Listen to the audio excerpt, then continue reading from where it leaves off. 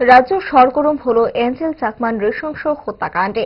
এই বর্বরতার বিরুদ্ধে বিভিন্ন সংগঠন সরগরম করে প্রতিবাদে রাস্তায় নেমেছে। অভিযুক্তদের কঠোর শাস্তির দাবি জানানো হচ্ছে প্রতিটি প্রতিবাদী ছাত্র যুবা সংগঠনের পক্ষ থেকে।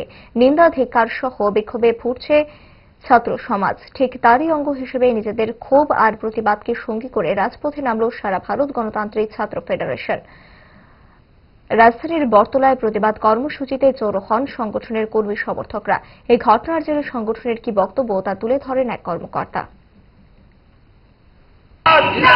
আপনারা জানেন, গত 9 ডিসেম্বর ত্রিপুরার ছাত্র এঞ্জেল চাকমা, যে উত্তরাখণ্ডে এমবিএ নিয়ে পড়াশোনা করছিল, তাকে একদল দুষ্কৃতী একটা বাজারে জাতিগত বর্ণগত বিদ্বেষকে সামনে রেখে তার উপর নির্মম প্রহার চালায়।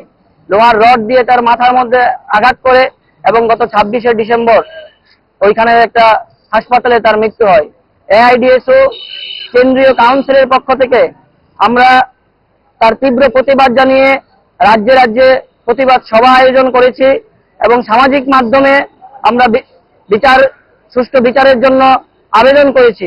পাশাপাশি সরকারের কাছেও আমরা দাবি জানাতে চাইছি এবং সর্বত্র আজকে ত্রিপুরা রাজ্য কমিটির পক্ষ থেকেও আমরা সকল ছাত্রছাত্রীদের, বিশেষ করে বহির রাজ্যে পাঠরত সকল ছাত্রছাত্রীদের নিরাপত্তা সুনিশ্চিত করার দাবি জানাচ্ছি।